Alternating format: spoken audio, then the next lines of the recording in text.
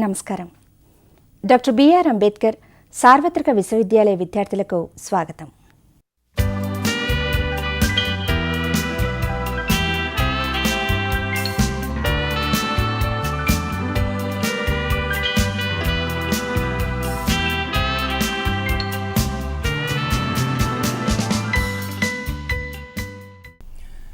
Welcome to the video lesson of Dr. B.R. Ambedkar Open University for the benefit of students of Mass Communication and Public Relations of the UG program at BA, BCom, BSc. Today's topic for discussion is media classification, its relevance to public relations. Let us know first what is medium. A famous communication expert, Marshall McLuhan from Canada, in his famous book Understanding the Media, the Extension of Man, described about media. He said, medium is not just machine, medium is the message. In fact, medium carries the message to the target audience to enlighten them, and it has close relationship with public relations. What is public relations?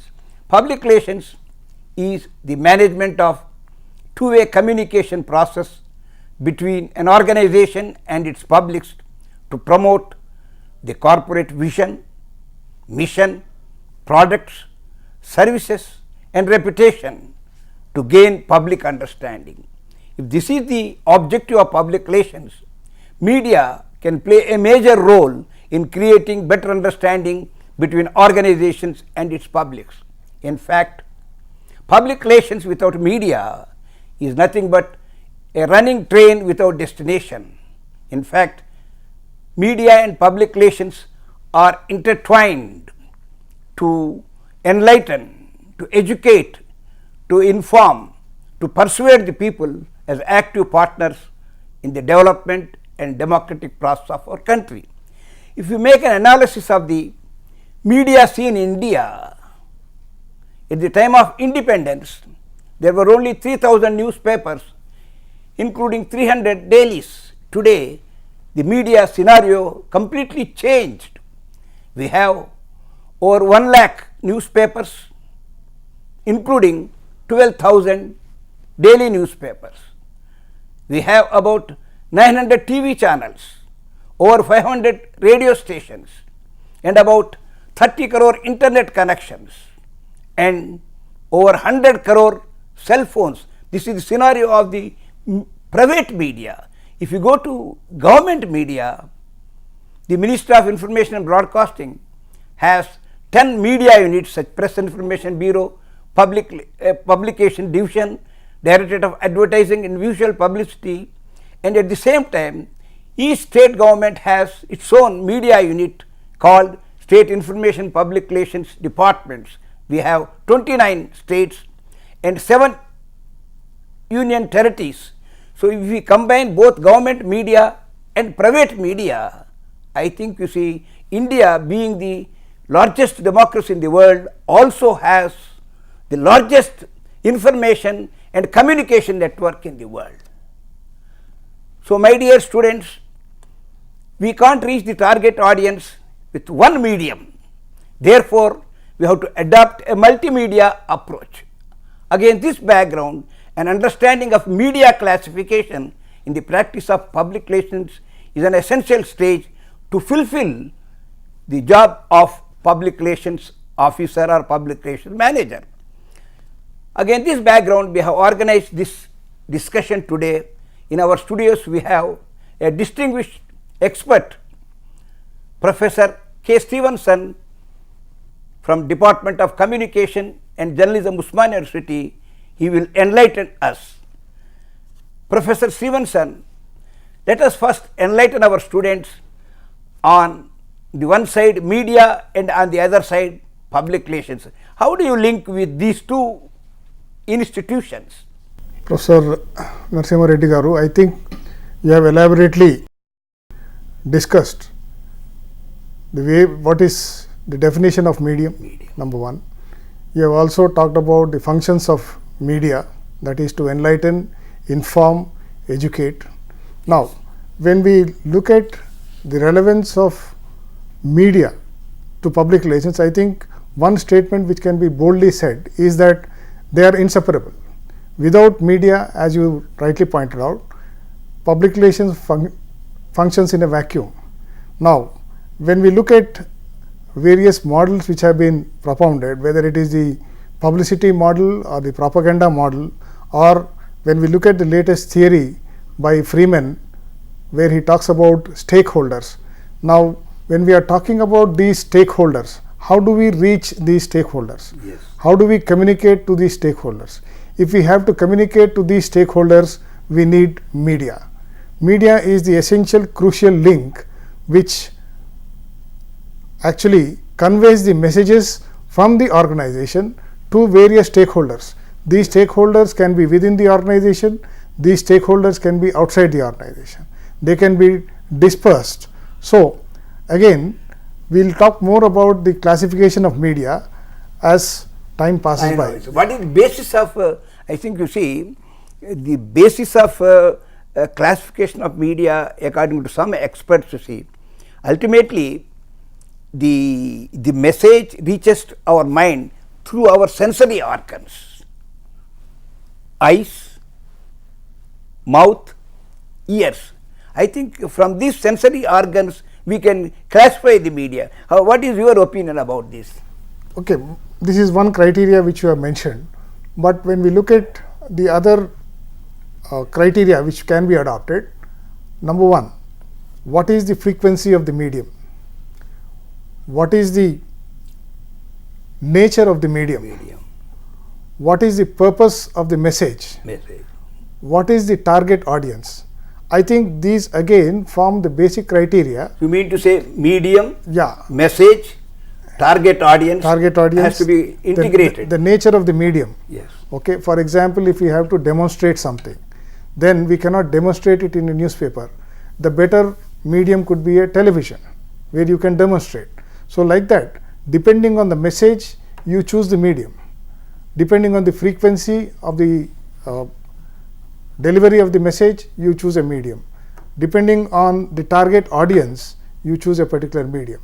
So, when we look at it from another angle, whether it is based on geography, let us say, if it is based on geography, you say it is a national medium or a regional medium or a local medium. Okay. Within an organization, we can say it is intranet as a medium.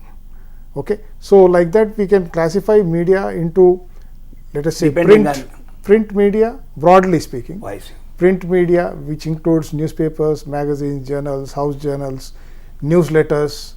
Okay. Then you have electronic media, where you have radio, television. Then you have film also. Film.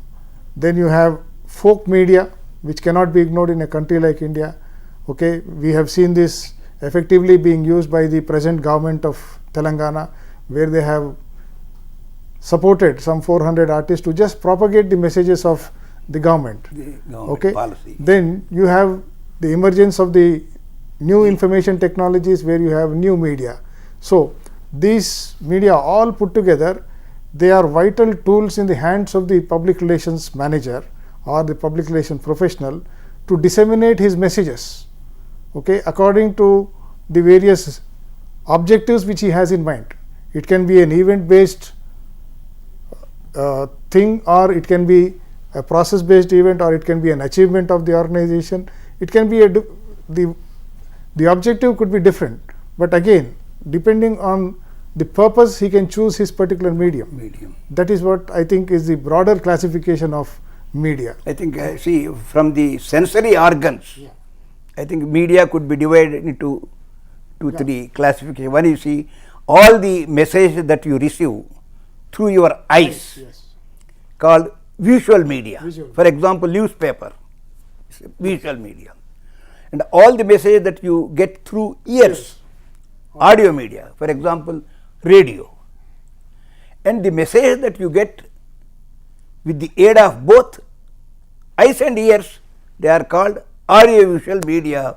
Good example is television. So, this is the classification of media, and understanding of the classification is an essential ingredient for any public relations student or public relations practitioners. Yes. Now, coming to the press has been described as fourth estate, Yes. and so also electronic media. Specifically, let us discuss about the role of newspapers and electronic media in the practice of public relations. What is your opinion? For a public relations professional, I think these tools become very, very essential. Now, if you are reaching out to a mass audience, how do you reach out to a mass audience? I see. Obvious, and if they are a literate audience, then you have to reach out through the newspapers. Good. Okay, and newspapers which have a very powerful influence on people. People consider newspapers to be very credible. Okay, they believe in what is being published. So, whenever the public relations manager has something to tell to the public, various kinds of audience, okay, it can be a policy statement, it can be a change in the management, it can be an award which is won by an organization, it can be a record output, whatever it is. I think when the public relations professional has something to tell, to convey to the public that it is doing these things in the interest of the society, okay, and it is also generating wealth for the nation, I think public relations person can use the press. Okay, to reach the literate population, educated section of the society. Yeah, and of course he has to understand the dynamics of the working of the press. Like, you know, he should understand the deadlines, whom to contact, where should he send the press release, where should he send the pictures, where should he send the features, backgrounders, whatever, so that these things are properly packaged and again published in the press. So, the public relations professional has to have some deeper understanding of the workings of the press. So, it helps him to get his messages published instead of these messages getting into the dustbin. If I supplement Professor Stevenson, see, press allows a number of opportunities for public relations practitioners. Yes. See, one is press release. Yes. You can reach the target audience with press release. Yes. Number two, press conference, Yes. press tour, even letters to editor. There are so many opportunities for a public relation practitioner to reach out to the target audience in the press. Now, let us discuss about electronic media coming to. Now, when it comes to electronic media, again, as I said, now the reach and penetration of electronic media is not like in the 80s. Today, you have so many different channels in so many different languages. Now, how does the public relations professional use this medium for his organization's benefit? How does he convey the organization's policies and programs so that the image of the organization gets enhanced in the eyes of the public? Well, he may have his own audio-visual team in the outfit, so he can actually engage this audio-visual team to make programs and make these audio-video clips and send them to the electronic television media channels. Okay, they can be private, they can be government. That is one thing. On the other hand, he can actually invite these media professionals working for different channels. They can come and visit the organization, and they are given that liberty to choose. Okay, and then they can actually go back, edit, and then put out something in the air. So, it all depends on how solid is this equation between the public relations manager and the electronic media. And again, the second aspect is how creative is this person to make a particular program. If it is a corporate profile, how effectively is he conveying the corporate profile is something which the public relations professional has to conceive. So, instead of saying things in the same mundane way, I think the public relations person can actually conceive a program which can be very common but told in a very unusual, strikingly different form so that it attracts the audience. Yes. I think so. A lot of work is involved in this. It is teamwork. He needs to have a production team. If it is not there in the organization, then he may have to outsource it to some production house, and this production house has to very clearly be told about what are the objectives of a particular program or a clip and what does it convey. It can be about the organization, it can be a small public service advertisement on behalf of the organization, whatever it is. If it is outsourced, the objectives of the organization have to be clearly spelled out to these outsourced agencies so that they come up with a good program, and they are again sent to these television stations or broadcast stations to be telecast. When we think of television, Yeah. I am reminded of that experiment, you see, satellite instructional television experiment, under which, you see, TV sets were set up in 2,400 villages in 4 or 5 states. Yes. And it's a good experience and a good case study to prove that, you see, television can play a major role in development and public relation practice. Now, coming after television, I think, you see, another cheapest medium of communication is radio. Here, you see, our Prime Minister, Sri Narendra Modi ji, is fond of All India Radio. He has introduced Man Ki Baat. He speaks to the nation, and he invites questions, and he also answers. So it clearly shows, with the emergence of TV, the radio has not lost its importance. The very fact that Prime Minister is making use of the radio, and it shows, you see, it has a major role to play in our country. What is your opinion about this Man Ki Baat? Before we come to Man Ki Baat, let me add a word here. Now, throughout media history, we have seen that no one medium has replaced the other medium. Yes. So, earlier it was newspapers, then it was radio, then it was television, then now it is new media. Now, whenever there was a new technology which was introduced, people said that the old medium has died down, but it is not the case. Even with regard to radio, radio is not a dead medium as people think. When we look at the resurgence of the FM channels, okay, and FM channels today are very, very popular. People traveling across cities, and when they are sitting in their cars, they invariably switch on to FM channels. Okay, so they are glued to these channels and they listen. So radio is not a dead medium.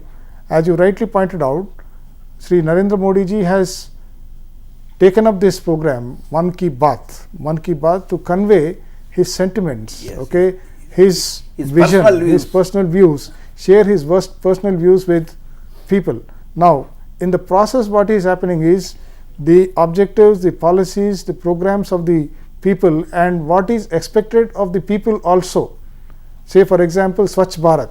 Earlier, people always thought that it is the government which has to deliver, but when people started talking about Swachh Bharat, there was this feeling that the citizens also have a responsibility to actually keep their surroundings clean. Yes, clean. So, in that way, I think this responsibility is partly getting shifted to the masses, and masses are participating in this developmental activities, whether it is Swachh Bharat or whether it is Beti Bachao or Beti Padhao. Now, these kind of programs, there is some kind of awareness, some kind of consciousness which is being developed, so that people also participate, and it's a good exercise. Now, having understood the role of media, finally I would like to come to the media and national development. Yeah. See, the Government of India or Prime Minister introduced Make in India. He wants to invite the industry from all over the world to India and develop our country. Against this background, the Government of India said, in order to make in India successful, a good slogan, from red tape to red carpet. Earlier, red tape was there, and red tape was delaying the projects in the processing and all. Now, under the Make in India scheme, the red carpet is displayed to invite the people. And against this background, you see, so many Government of India introduced so many flagship programs. Make in India, Digital India, Skill India, and so many other projects. See, when we come to the state level, our own state, Telangana state, Kakatiya mission, water grid, so many schemes. All these schemes are intended to promote development. eradicate information and eradicate economic poverty. So what could be the role of media in this? And my submission is, you see, one medium can't do, and this we should adopt a multimedia approach. I think we have come to the last say. Yes. I think an integrated approach, as you said, multimedia approach is going to help these mass programs. Now, what are the intended outcomes have to be very clearly told to the public. What are the intended outcomes of Mission Kakatiya? What does the government aim at with the water grid program? I think people should understand this. When will they benefit? How will they benefit? What will be their role? How can they contribute? I think each of these things have to be properly communicated. Now, if these have to be communicated, there has to be a massive public relations exercise. Okay, it may be under the state information and and public relations department, or else I think each individual at the taluka level where you have public relations setups, or even the Directorate of Field Publicity officials under the PIB, now each of these officials have to take up this responsibility of propagating. Ultimately, they are in the business of communicating. And they have to adapt multimedia approach. Then only you can reach all sections of the people. You put out advertisements. Yes. You have programs. You have video on wheels. You have artists performing in villages. Okay. Then there are people who are spreading the message through word of mouth. I think it has to be a multimedia approach or an integrated approach. In conclusion, I would like to say the test of the media is in its impact, creating impact or effect. If you take this into consideration, India should be proud of three greatest achievements. One is India has emerged as world's largest vibrant democracy with over 81 crore voters. The second is India was known as a country of famines and starvation deaths. Now India is a global economic player poised to become world's third biggest economy. And another important achievement in the field of health is India. The United Nations has declared India as a pulse polio free country. Why I am submitting this, you see, in these achievements, in so many achievements, radio popularized green revolution. So media should take pride of its role in these achievements, and therefore, you see, my dear students, you must thoroughly study the role of media, classification of media in the practice of public relations. With these few words, Professor Stephen Sanjay, I am grateful to you for coming to our studio and enlightening our students on the topic media classification and its relevance to public relations. Thank you very much. Thank you. మా కార్యక్రమాలపై మీ సూచనలు సలహాలు తెలియచేయండి. మీ సూచనలు సలహాలు తెలియచేయవలసిన మా చిరునామా: director, audio visual production and research centre, doctor B R Ambedkar open university, professor G Ramareddy Marg, road number 46, Jubilee Hills, Hyderabad 500003.